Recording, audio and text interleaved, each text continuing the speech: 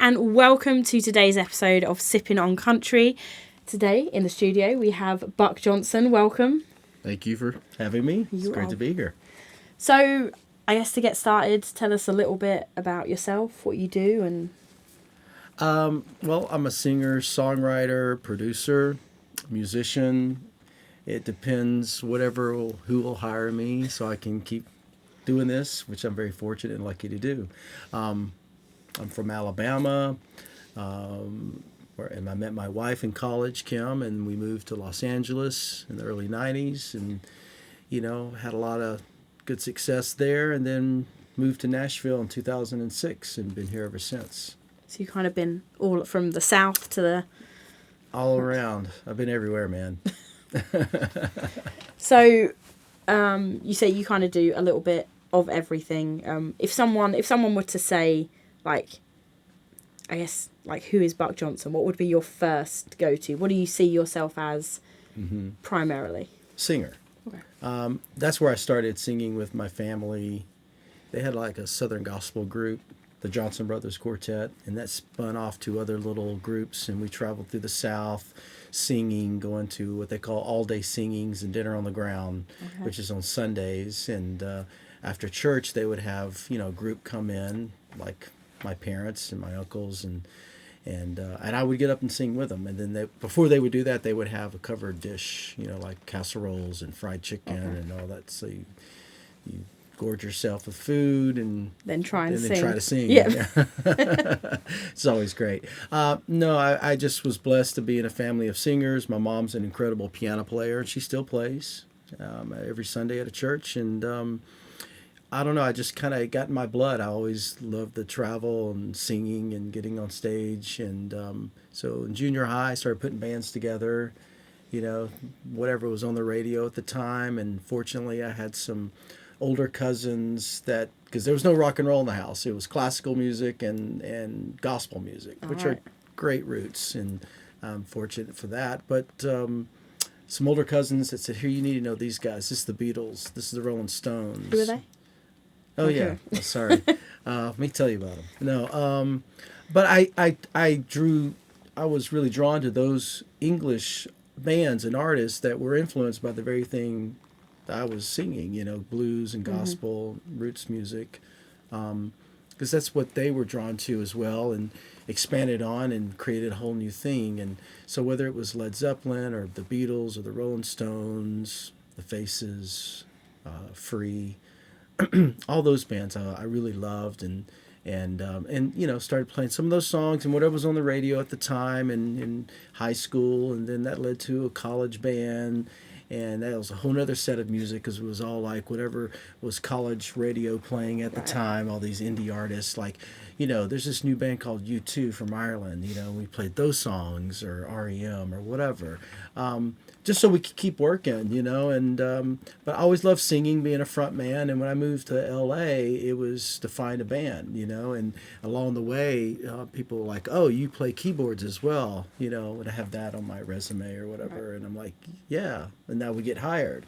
And, and it's like, okay, I just want to keep working. So, and look, I love playing keys. I love playing in a band. I love being a part of a team.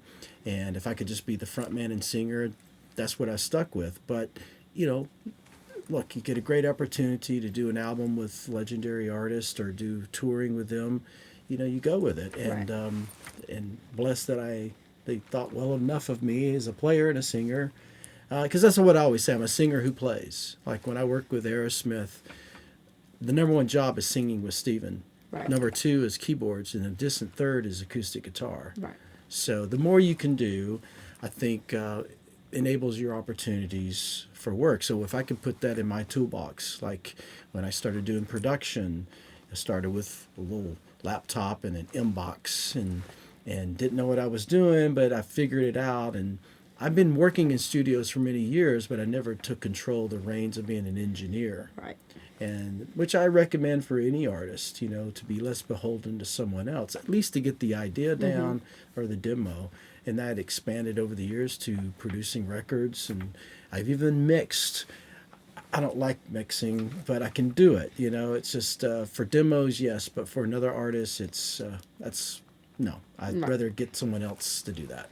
That's fair. Mixing is a lot. I mean, there's a lot to take in. It's Yeah. incredibly time intensive just to, yeah.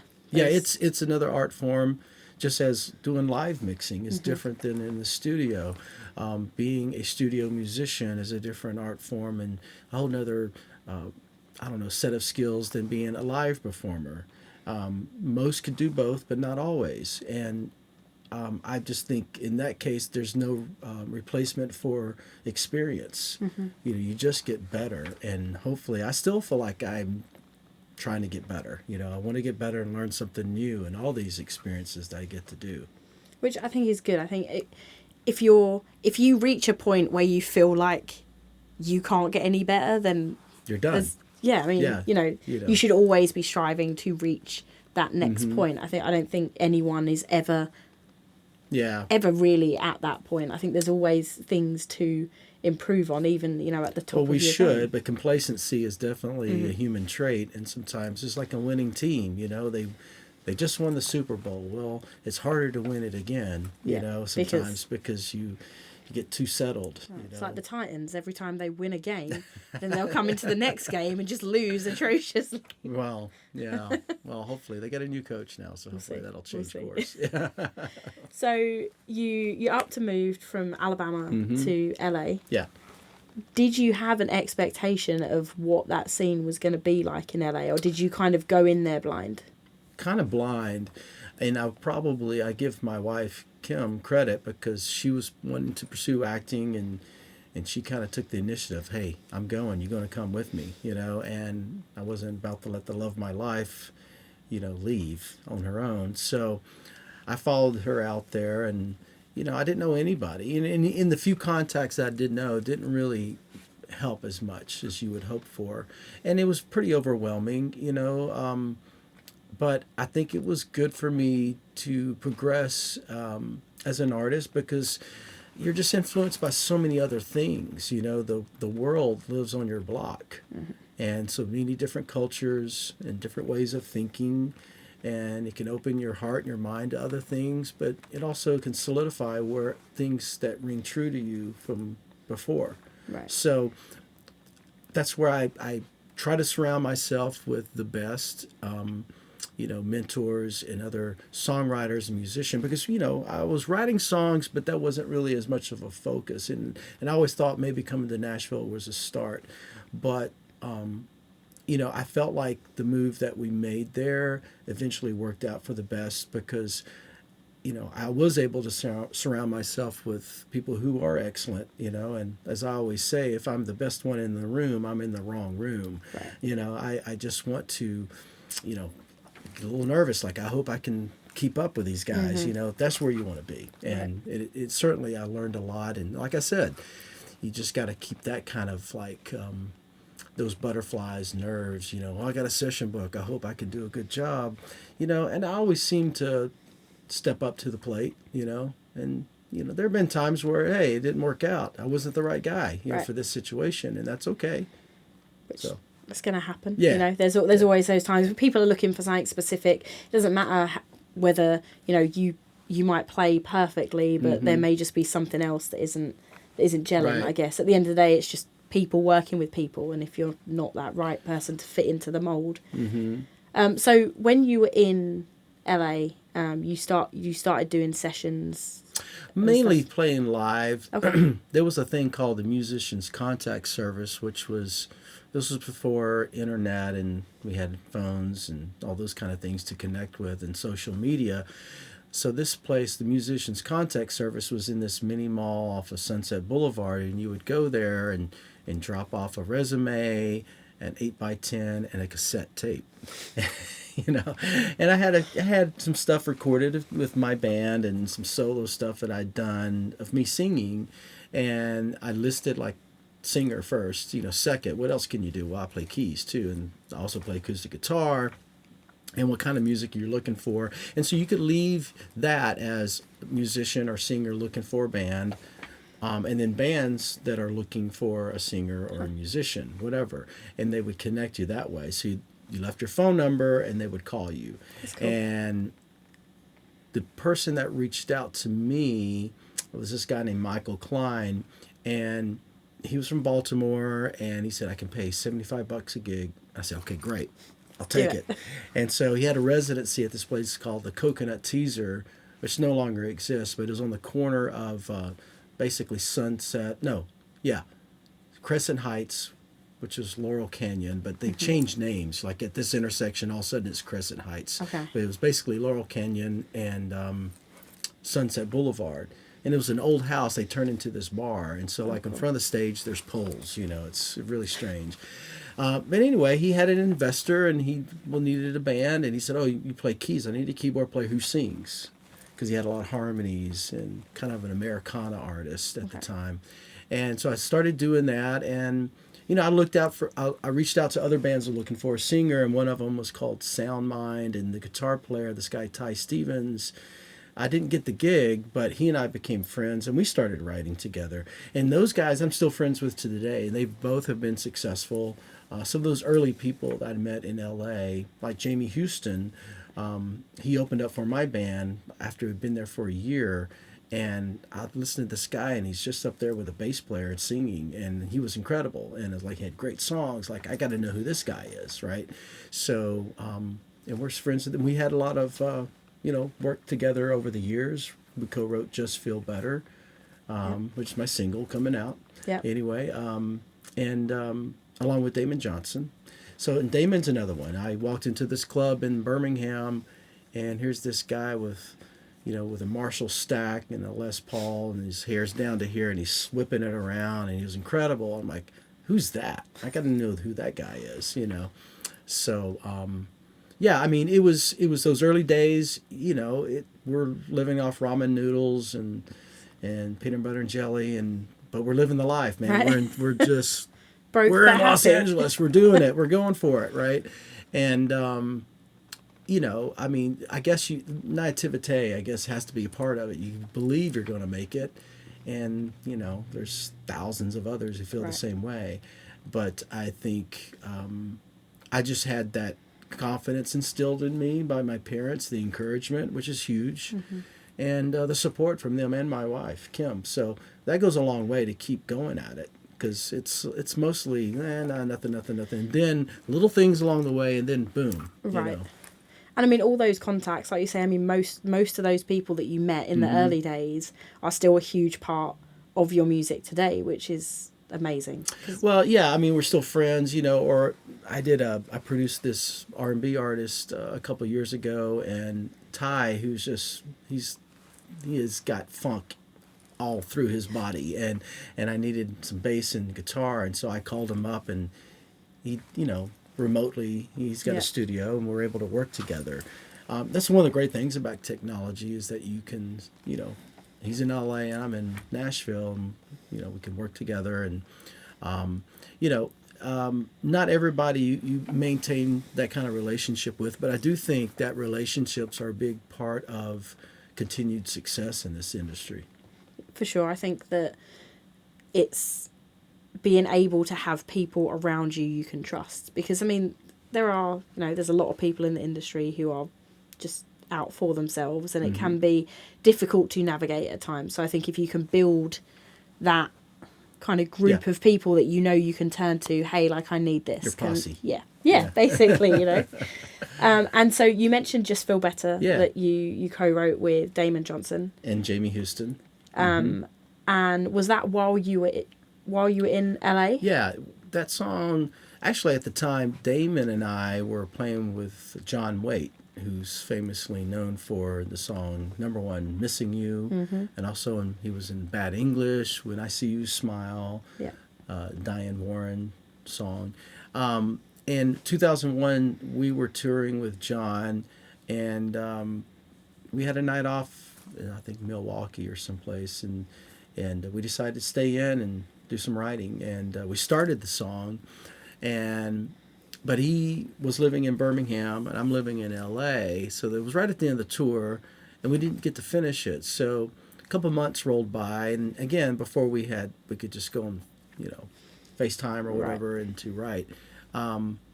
and I said, look, my bro Jamie, he just he'd just been doing all the High School Musical. He was with Disney, and he has connections with Clive Davis and all. He's getting all these other placements and as a producer and songwriter, and he's filling me up with all this work, which is awesome.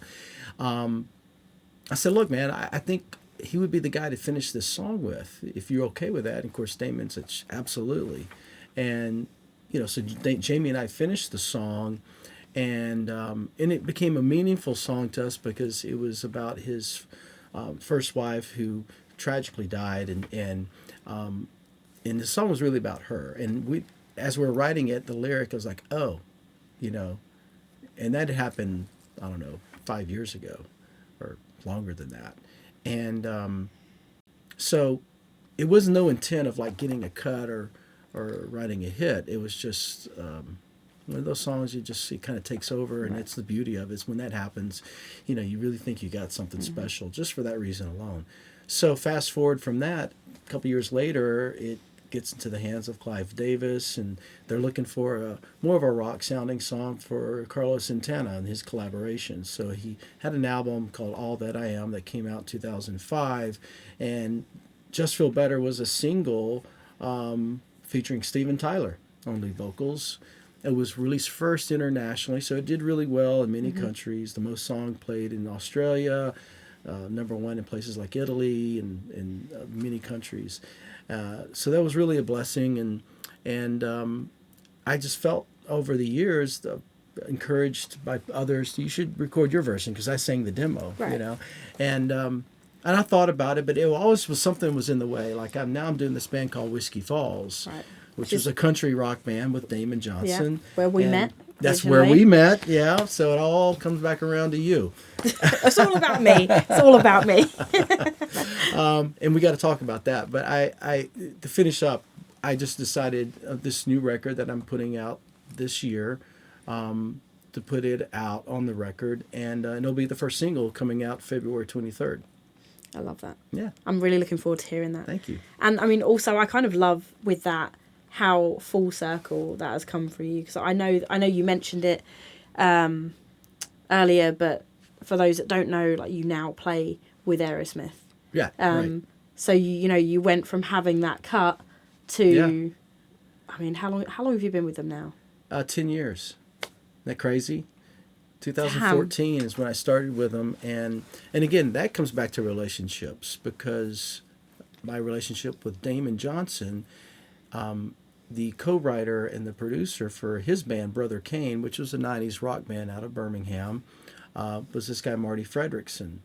And Brother Kane, this is like mid 90s, and they had number one rock tracks on their 3 albums. They had the first one, Got No Shame, and then And Full Shine On, and Lie in the Bed That I Make. Great rock and roll and soulful, and has that 90s sound to it, which was very much of the time.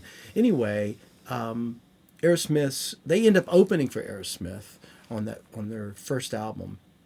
And of course, the band loves Brother Kane, and their A&R guy, John Kolodner, loved Got No Shame. And like, well, who's the guy working with this band, Brother Kane? It was Marty Fredrickson. So Marty ends up working with Aerosmith, and Marty co-produced some of their records. And Marty Fredrickson wrote Jaded with Steven Tyler, one of their biggest hits, and many other songs. So they trusted Marty and Marty's opinions. And so when they needed a guy, who can sing with Steven, you got to sing a third above Steven many times, full voice, not falsetto, and sometimes, take over here and there, and play keys. Steven calls Marty, who do you know? And thankfully, Marty knew me. We've known each other for many years. Now, Marty and I, at that point, had never worked together, but he knew me and see me sing with Whiskey Falls, and I'm out there singing all the high harmonies and playing keys and acoustic. He's like, fuck. So thanks to Marty, next day, Mother's Day, I'm in Alabama visiting my mom for Mother's Day, and she has her request was me to sing at the church with her and Dad, like I did when I was a kid. And as we're getting ready to leave for church, I get a no ID phone call, and I'm like, it can't be. And it surely, but it was Stephen from Istanbul. And, you know, we talked and like, Mom, go ahead. You got to start the service. I'll catch up. And then drive back to Nashville after church. And then the next day I'm on a plane to Istanbul. And that whole journey began. So, yeah, it was pretty surreal to meet somebody. And I didn't even mention Just Feel Better for like the first month I'm out on tour. Right. You know, I just like, no, I'll stay in my lane. And that's a whole nother thing. It's like, you know, I guess the experience of doing this and playing with other artists helped prepare me. Everything that I learned and all the things I did wrong prepared me how to walk into Aerosmith and just do my job. Don't ask questions. Mm-hmm. You're not going to become these guys' friends. You know, we've become friends, but I'm just saying that I'm there to do a job and be prepared. Rehearse to rehearse, you know, and if you're on time, you're late. Right. Those things that I think ring true, because there are always people are watching and listening, even when you think they're not. So I been able to stay with these guys all these years, and it's been a blessing. And then, Love it. Yeah. I should mention, thanks to Joe Perry, back in 2018, he brings me into the Hollywood Vampires, which is Alice Cooper, Joe Perry, and Johnny Depp. And I've been with them ever since. We just did a tour of Europe last year. Yeah. And I'm also in the Joe Perry project. So thanks to Joe, he has me in 3 bands that can never conflict. So, you got all these. Yeah, working it now. But yeah, it really is, you develop even more relationships. And thanks to Marty, all this came to fruition. But, I think if that never happened, then I would found a way to keep working, I mean, you've had a ton of projects over the years. Prior to Aerosmith, you've always been doing something. Yeah. So you were in LA. How long were you in LA before you decided to up and move to Nashville? And what was the driving force behind packing up and moving to Nashville? We were in LA for 17 years, which is hard to believe. And, we were living in Venice Beach in a 600 square foot apartment. And we're 2 blocks from the beach, so life was good. All my studio gear was in the living room, which, no fun for my wife. But we lived very minimal. If something new came into the apartment, something had to go. There's no room for it. Right. So I think that was good. And my wife had a business that she has today here in Nashville called Music Together. And there it was called Beach Cities Music Together.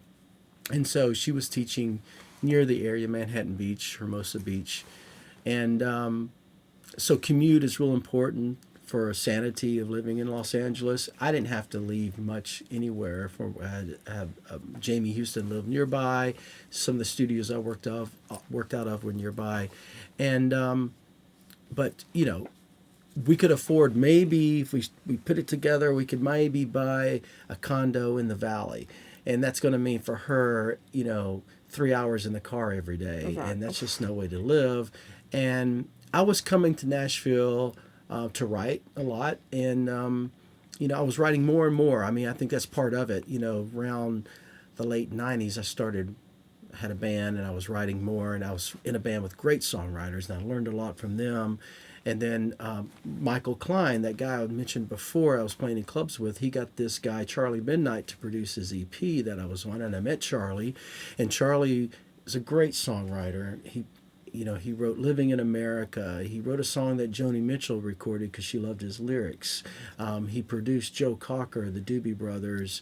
The list goes on. So he was willing to write with me, and he became a mentor, and we've probably written 200 or 300 songs at this point. I've lost count.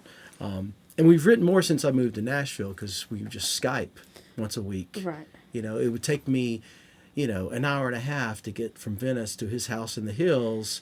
And by the time I get there, I'm just so angst with traffic and, and you got to taper down. And then, you're at his house and it's great. And then you come home and it's like it took a whole day to write a song. Right. Now it's like, the whole time you're writing, knowing you've got to do the drive back as well. Yeah, exactly. And now it's like 2 hours on a Skype or a FaceTime. We're done. And Not that we have to finish the song, but Right. at least we've got something, or maybe we finished it. It just depends. Anyway, so I met these guys who were writers, and I was coming to Nashville. I had some friends like James Dean Hicks, who has written numerous number ones, and because of Jamie, he grew up in Nashville. I knew other people, and so I was coming there, and I thought, hey, my folks still live in Birmingham. My wife's folks in Slidell, Louisiana. We could buy a house in Nashville, and we can be closer to our family, and I can do what I do, and you can start your business here in Nashville. And she did. She started over, and I kind of had to start over. You invest all those early years in Los Angeles, or when you come to Nashville, you're going out and you're meeting people, and some of that can transfer when you move. But a lot of cases, it's kind of you have to start over again. But that's not a bad thing. I think sometimes, I always say, you got to make some big moves in this business. You made a big move. Yep. You moved from another country to here, and it's almost as far as LA to Nashville. well, it is. It is like probably about the same. Well, it is. Many ways But like yeah. moving to a different country. So it is. But I think sometimes a shock to the system is good. Yeah, it keeps you, like I was saying, when you're doing a session, it keeps you on your feet. Like, I don't know if I can do this. And you've come to the plate and you make yourself do it is good. So, you moved to Nashville. Mm-hmm. Were you doing a lot of, you said you were doing a lot of live stuff in LA. Yeah. Did you find that changed when you got to Nashville? Were you doing more studio, or do you think it was about the same? Just obviously there's a lot of... Yeah, I think, like for instance, I was saying going out and doing things in LA in those early years, when you're in your 20s and you're younger, you're hungrier. Not that I'm still hungry, trust me. In fact, I miss lunch. No, you go out and you would play the open mics. You would play anywhere you can get up on stage and meet, and people hear you, and you meet people that way. And I did all that, and not to say I was and I did some of that when I first moved here. I would do some, songwriter rounds, and I enjoyed doing that. But in LA, I had got to the point to where, because I had a publishing deal with Warner Chappell at one point, with my band that I had with Jamie Houston, and when that ended, those relationships transferred to me getting touring work with like Chris Still, Stephen Still's son, and Tal Bachman, who I recorded with Bob Rock producing. We did that record in Maui, which was, you would think would be fun, but you're inside a studio all day, and we're looking out a plate glass window, and there's the North Shore, and there's the Whales, and how beautiful that is. And by the time we're done, it's evening. Right. And so I came back from Maui with a studio tan, as they say, and I thought you were in Maui. I'm like, I had Saturday and Sunday off, and that was it. Yes. But anyway, I was doing a lot of studio work, and some of it because Jamie, he kept me busy. I did all the keys on High School Musical and Hannah Montana and this guy who was on Island Records, John McLaughlin, not the guitarist, but this singer-songwriter. He had a #1 hit called Beautiful Disaster.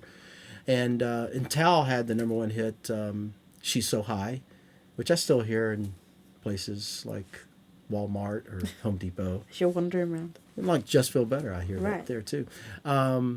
So I think when I came to Nashville, I was in a band that I started with 2 guys in California and with Damon called Whiskey Falls. And I like to say we were a bit of Hotel California meets Sweet Home Alabama. Yeah. And it was a great time.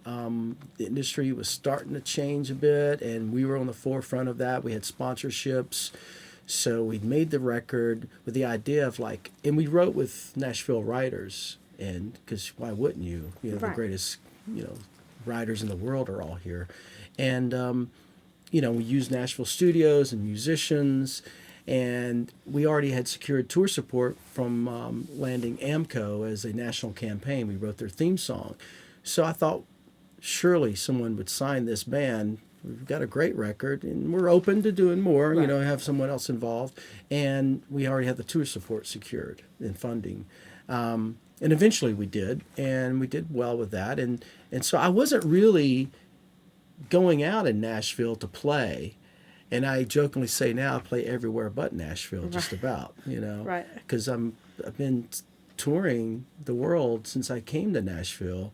Because after Whiskey Falls, when that ended, we had the recession kicked in, and that was part of the reason our band ended. Our label went away, our sponsorships went away, and that happened to a lot of artists. And so you had to rethink, what's the plan now? And I secured a small publishing deal here, and I had my studio, and I'm like, well, I'm just going to write and produce.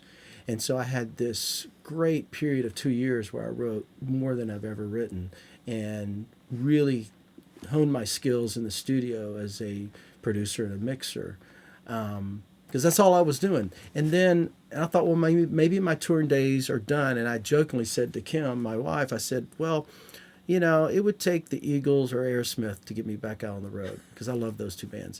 And I actually had toured with Timothy B. Schmidt of the Eagles back in L.A. on one of his solo records, and I thought, well, that'll be the one. Right. If anything comes up, then that's going to come back around. I never thought in a million years. And so when Aerosmith, I guess, from my lips to God's ears, that eventually happened. That's wild. It is wild. And, the connection with Steven, and like I said, I never mentioned to him about Just Feel Better. And, of course, you were hanging out with a crew, and it's a crew of about 100. It's a moving circus.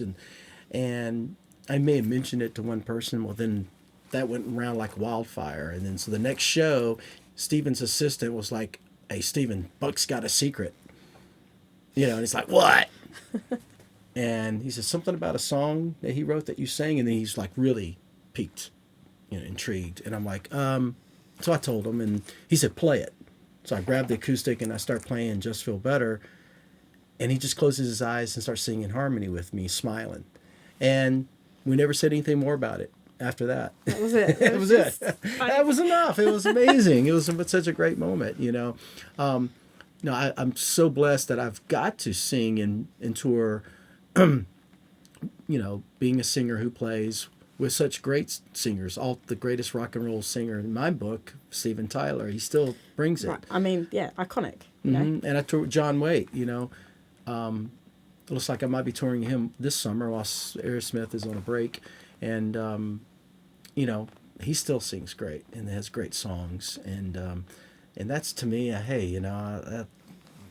you don't even have to. I mean, I almost would do it for free, but no, I got to eat, so got to pay the bills. So yeah, almost for free. I mean, I think what's great as well about all those opportunities is that it's now given you an amazing platform. As just being part of Aerosmith, people know who you are because Aerosmith fans are fanatical. Yeah. And the Hollywood Vampires. And the Hollywood Vampires. Yeah. We'll touch on that. Yeah. But with that platform now, when you're kind of at a point where you're able to release your own music on your own time a little more, with all that experience behind you in the way that you want to release it. That's pretty great to now know that you've got all that support behind you to push this. Well, I can't believe, yes, and that definitely helps. I have zero expectations. I think it's better to go into it that way. I just wanted to create something really great. And and I'm surprised, it's like, I look back on it, it's like, well, how come I never really released anything before? And because I was always involved with a band, or I would start touring with this artist, and I get trapped into that world. Not trapped's the wrong word. I would get busy doing that, and it was tough, and or my focus would change. Now I'm just going to produce other artists, but I think what started the whole idea in 2019 when Aerosmith we did a residency in Las Vegas, and each residency you're there for about a month, and you get all these days off, and I'm not a gambler, and they put me up in a nice suite with a kitchen and a washer and dryer.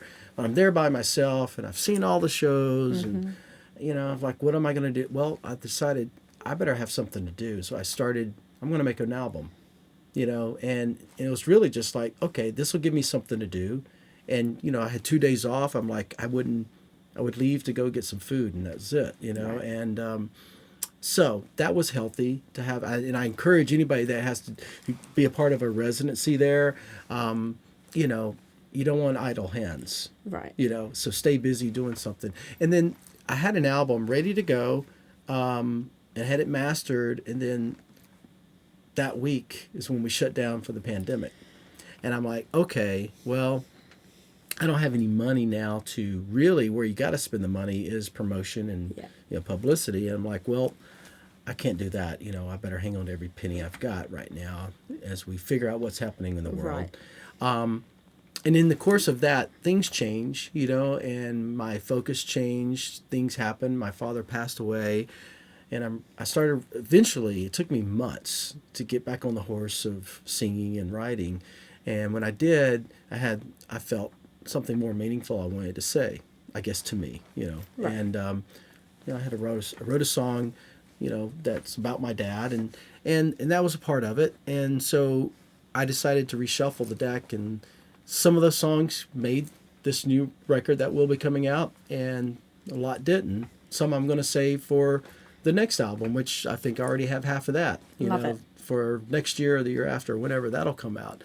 But I'm thankful that I'm getting the opportunity now to release an album. And, you know, many of the Aerosmith and Hollywood Vampire fans know me as the keyboard player. Yeah. And that's great. But I'm a singer first, and a songwriter, and a producer. And so this is like, here it is. Right. Here's me singing a song I co-wrote and I produced. And if that moves the needle in any direction, hopefully in the positive, to garner more opportunities and work, then it's accomplished what I wanted it to. I mean, is there ever any time you kind of look back with, you know, you've had amazing opportunities to play with people, but is there any part of you that maybe wishes you'd have tried, kind of step back from that and done more solo work? Or are you kind of happy with... Well, I would say this. There was a time where I was being shopped as an artist, as they would say, to record companies. And, you know, maybe in my 20s, I might have blew it, you know, knowing how immature I was then. I had a lot of drive and ambition, which is important, but, and I was always grounded because of Kim, but I'm just saying, I look at it now as that I've learned so much more, thank goodness, you know, and knowing what not to do. And I think I have better things to say now. I think it's just everyone has their place and time sometimes, Right. however it works out. And then there were times where, like I said, I was being shopped and it come to this, like, okay, this is going to happen. Sony's going to sign you. And in the 11th hour, a regime change or something happens where it all just goes away. And I was like, well, it wasn't meant to be. And then you got to, like, okay, pick yourself back up and start over.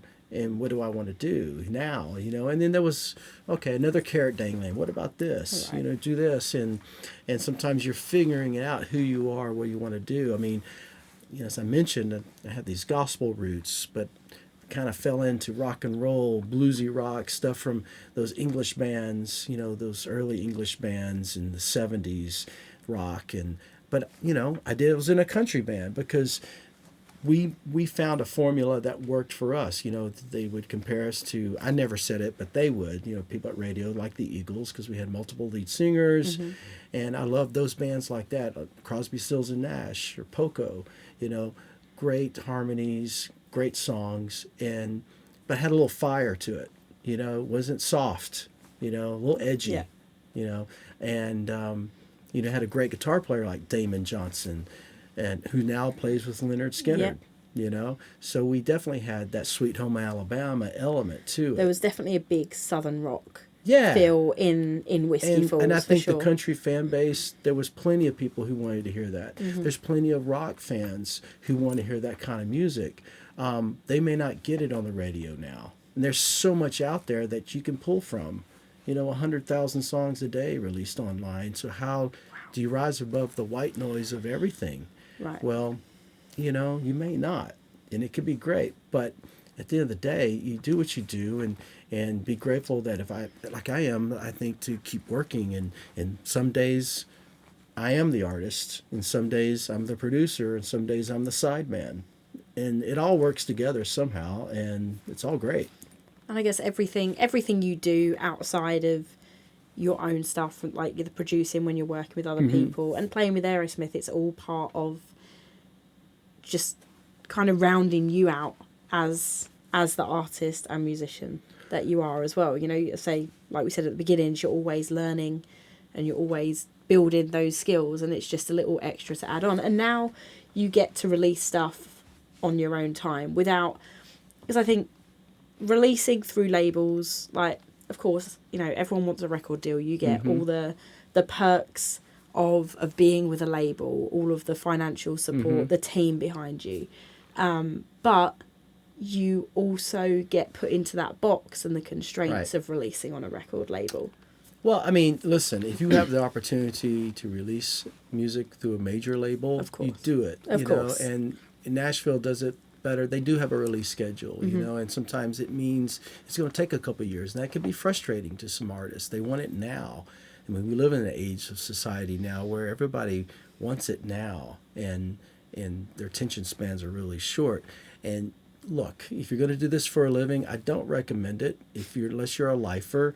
And as a wise college professor at Birmingham Southern, where I met Kim, said to us, a music professor, he said, "Children, if there's two things in life that you're talented at and passionate about, and music's one of them, do the other." Because it is a calling. You know, you can't say, "I'm going to give it 5 years." It doesn't work that way. You're either all in. And that's not to say you don't have other skill sets to pay the rent to get to the next month. You know, I mean, I worked so many different types of jobs in Los Angeles. Some waited tables. I sold stun guns to truck stops.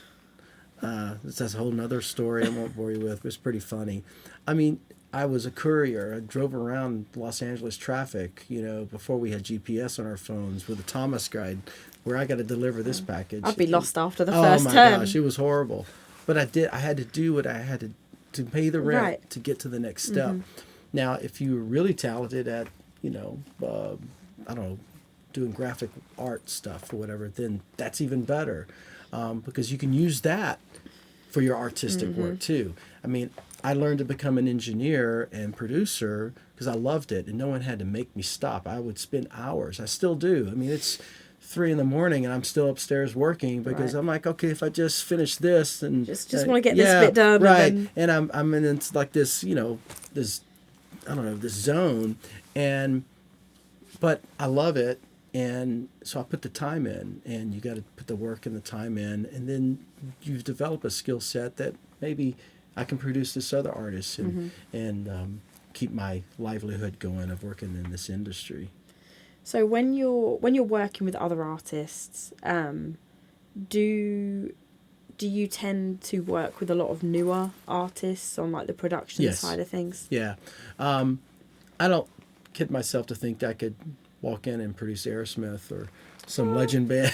I mean, I could. I think I got some ideas. No, look, you know, if they come through me from various sources, it's usually an independent artist, but there's something there that I know I can help them with. I wouldn't take the gig if I didn't think, you know, I know what to do with this, you know, just for the money. It doesn't work. Again, that goes back to knowing that, hey, I wasn't the right person for this, whatever. I didn't get the job because I didn't fit, you know. And I think I've learned over the years now, like, okay, I hear this. And hopefully it's not to how I interpret it, but I think it's what I see or hear in that artist that I can hear it coming out of them, that maybe they haven't quite tapped into yet. And hopefully it's something fresh and new. And I think that's good for every artist, you know. I mean, I self-produced this record because it's part of what I'm trying to demonstrate. But if I had the choice of someone that I trust, that, and maybe I will, maybe for the next record, I'd love to be produced by someone else. Because I think it's good and healthy to show you something you don't see in yourself. Right. Like, oh, I did that. Right. Okay. It's like co-writing. I've always been a team player and a collaborator. I've written songs on my own, but my best work is collaborations because I can play some chords by myself in this room and and nothing really comes to me. But you could play those same chords, and all of a sudden the light bulb goes on. I hear a melody or I hear words, and there's something to that. So, which I think it's, and this is something I've spoken about a couple of times today actually. It's just about being in the room with people and kind of going back to COVID and the pandemic. A lot of the work, especially, you know, rights and all that, it all became virtual. mm-hmm. And I think there's something that you can't get when you're looking at someone through a screen, you know, like actually being present and physically being in front of someone. Right. Do you have a preference on rights? Like, do you find it harder to write when you're doing virtual stuff as opposed to sitting with people? Well, you absolutely want to be in the same room together. There is something about that spirit. I mean, 2 or 3 are gathered together. Mm-hmm. I mean, there is an energy, God, or whatever you want to call it. I believe that. It works if you've worked with a person. Like I told you, Charlie Midnight, we had a long history of working together. Right. He and I can go online and write something because either he has an idea or I have an idea, or sometimes it's like therapy. We're going to talk for a half hour about what's going on in our lives or in the world, and through that conversation, an idea pops up. Right. And we may only have another 30 minutes to get started on it, but at least we got something, right. You know, instead of trying to manufacture something out of thin air. Sometimes that works too, but I have that relationship with them. So if I was working with a new artist virtually, I don't think it would work as well. Right. That makes sense. Yeah. So let's scooch over to Hollywood Vampires. Yeah. Okay. Scooch. Because we'll just scooch, just like. A little bit. I feel like for most people, when you say Hollywood Vampires, for people that know the band, the immediate thing that comes to mind is Johnny Depp. Of course. Right? Like people go to see the Hollywood Vampires because they want to see Johnny Depp on stage playing It's a lot of women there to see Johnny play and sing. And no, we all recognize that. I mean, let me just start by saying the history of the Hollywood Vampires starts with Alice Cooper. It was a drinking club that he and his friends started in the early 70s, like 1970, 72, some around that time period. And if you go to Rainbow Room on Sunset Boulevard next to the Roxy, it's been there for years. It's legendary. Upstairs in one of those corner, booths is a wooden plaque on the wall engraved, the Hollywood Vampires, President Alice Cooper, Vice President Keith Moon, Secretary Harry Nilsson, and all these famous people that were basically, they would just get together and get hammered every day and do drugs. Well, and however, all of those guys are gone except for Alice, because Alice has been sober for, 30, 40 years. It's been a long time. He traded his addictions to golf and shopping and playing rock music and being, he's the best. He's such a great guy to work with. They all are. So Alice had the idea of starting this kind of tribute album, all of his dead drunk friends, and they wrote a few songs. And in fact, there's one called My Dead Drunk Friends. And I don't know the full story, but somehow Johnny Depp got involved, and he lives near there, in Hollywood on the hills. And so it was Johnny, and then they brought in Joe as the guitar player. They recorded the first record, which is a couple originals that I mentioned, and then the rest are covers of his Dead Drunk Friends. Mm-hmm. And so they toured, and they would do those songs and the covers of Alice's Dead Drunk Friends. And then, they changed the lineup a bit in 2018 and brought me in, and Glenn Sobel, the drummer for Alice Cooper, and the bass player Chris Wise, who was with Ace Frehley, and before that was in The Cult. And what's funny about that, Chris and I did the Tal Bachman record together 25 years ago. It's such a small world. And Chris and I were like, oh man, this is a great band. We're going to do a lot of work together. What never happened. He got into The Cult. Chris and I played together on this 25 years ago on the Tal Bachman record. So Chris, out of the blue, I guess he was playing with Ace Frehley. They opened up for Alice Cooper on a tour, and Tommy Hendrickson who's the MD for Alice and for the Hollywood Vampires and a member of the Hollywood Vampires, he saw Chris play and it's like, we need that guy on bass. So we kind of reunited with me, Chris and I, and you know, it's a great band. It's a lot of fun. There's no drama or anything. We just all having fun. And yes, we're selling out arenas in the UK because it's Johnny Depp. Yeah. I don't think we would do that if he wasn't in the band. You know, I think we all recognize that. But Johnny's great, and everyone asks, can he play guitar? Yes, I mean, he's a great guitar player. I was going to say, in his own right, you know, take Johnny Depp away from it. Yeah. Like, I mean, when he does these guitar solos, I mean, he's a good player. He's vibey. Yeah. He kind of likes the Keith Richards kind of vibe. Down here somewhere. Know? But he knows his stuff. He's done his homework. He knows a lot of music and literature. And, you know, he moved to Hollywood with a band out of Gainesville, Florida that had a record deal. Huh. And the band ended, but along the way, he became friends with, like, Nicolas Cage before he became famous. And Nicolas, I think, suggested, hey, Johnny, you should meet my agent. And, you know, I think the first thing they sent him out on was Nightmare on Elm Street. And because he has that face, you know, and every girl in America is like, who's that?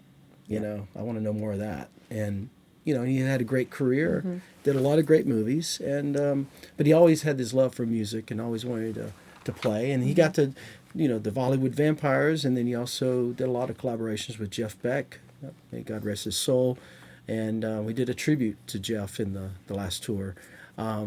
So it's been a pleasure, and it's like at the end of the day, you work with these guys, and they just become, you know, Johnny and Joe. You know, maybe and that first part when you meet him, it's like, then eventually they're just, and they're down to earth and don't believe anything you read. You know, they're good guys. I mean, I think we all have things that we have to work on in our own personal lives, but you know, it's been a joy to work with those guys. And yes, the audience is a lot of women, and they may not know that we're playing this Led Zeppelin song or, you know, whatever song we're playing, but they see Johnny up there and they're happy. Yeah, they're happy. You get to play to a screaming crowd every night. Well, you know, when we first toured in 2018, we were going to make a new record, and he wasn't singing at that point, really. And we kept convincing him, man, you got to sing. How about this? You know, Bowie just passed away. How about, you know, do this Bowie song, Heroes, you know? And he shied away from it, and finally it's like, no. It was a home run. I mean, his voice is perfect for that. He kind of sounds like that when he sings.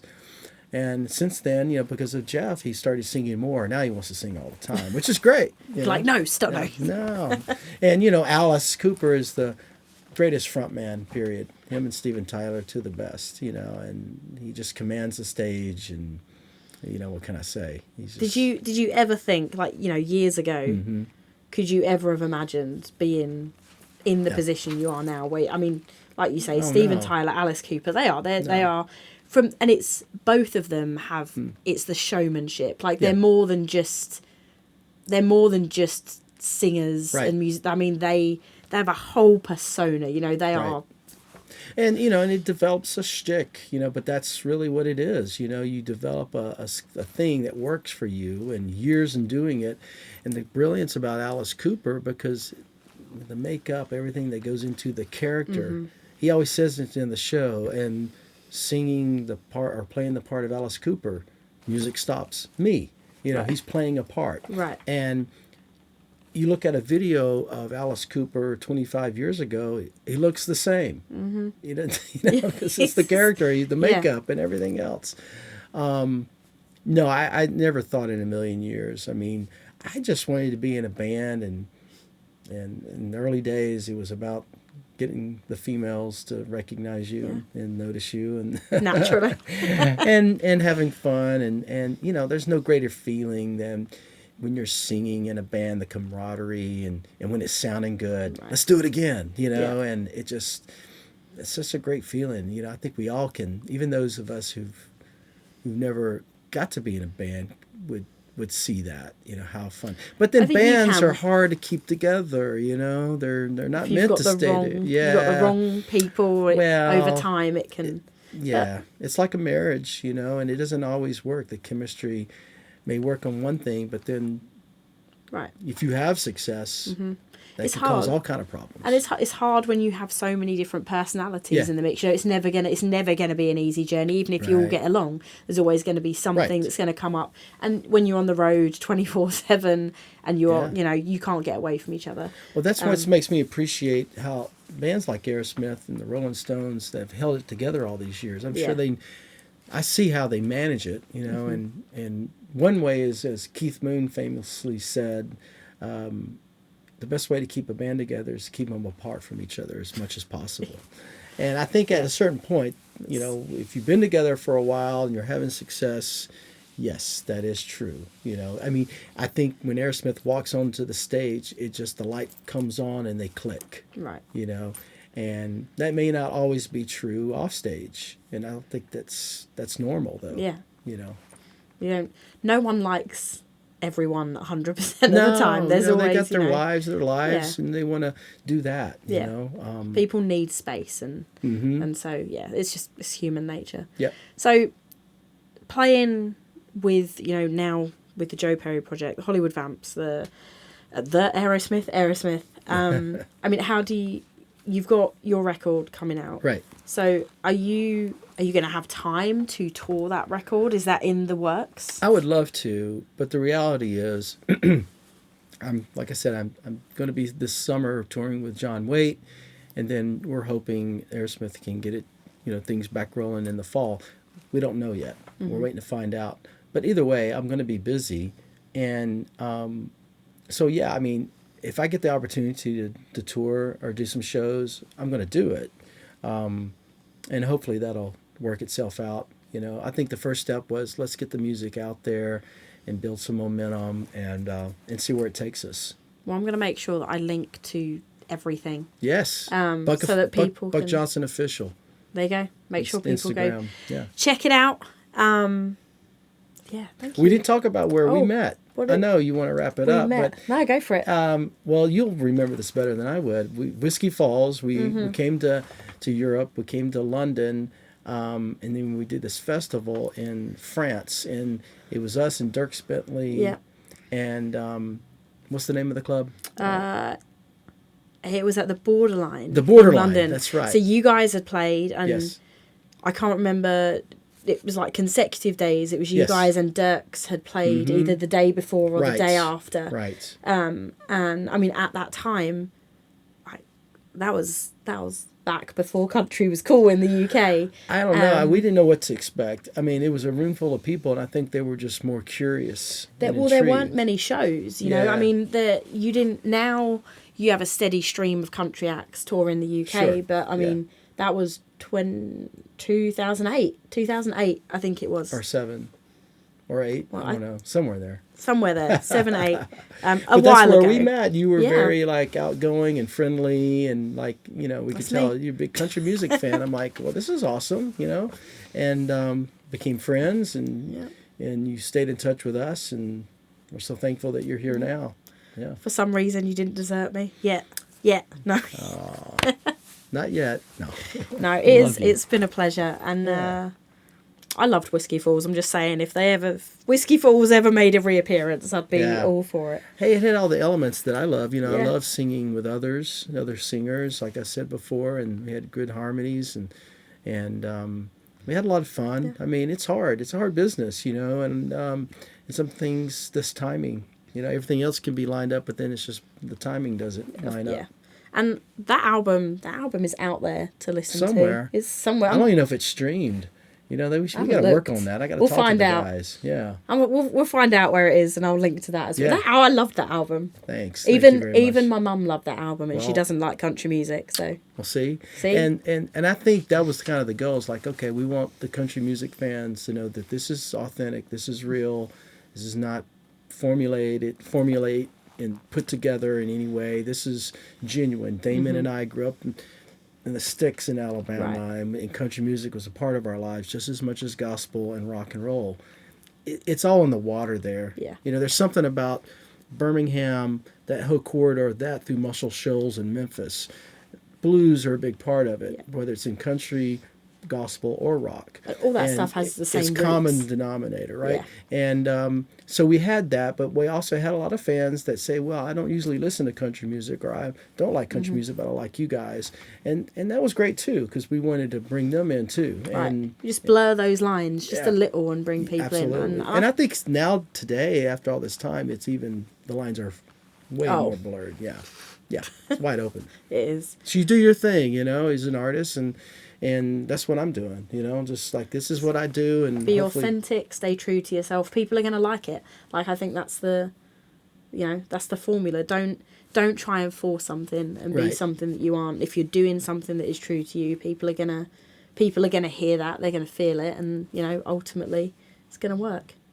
That's right. And I cannot wait to hear this single. I'm very excited. Can't wait to hear the record. And there'll be more singles to follow. We're gonna follow singles, I guess, the way we do it now. We used to work radio for weeks and weeks and weeks, and now it's like, okay, another 6 weeks, here's another single, and the album will come out in September. Okay. Right in time for my birthday. There you Perfect. All right. Thank you so much for coming in. Thank you, Amy. It's great to be here. Guys, we are going to be back next week with another episode. Ton of awesome guests coming up. Buck Johnson, thank you so much. We will see you soon.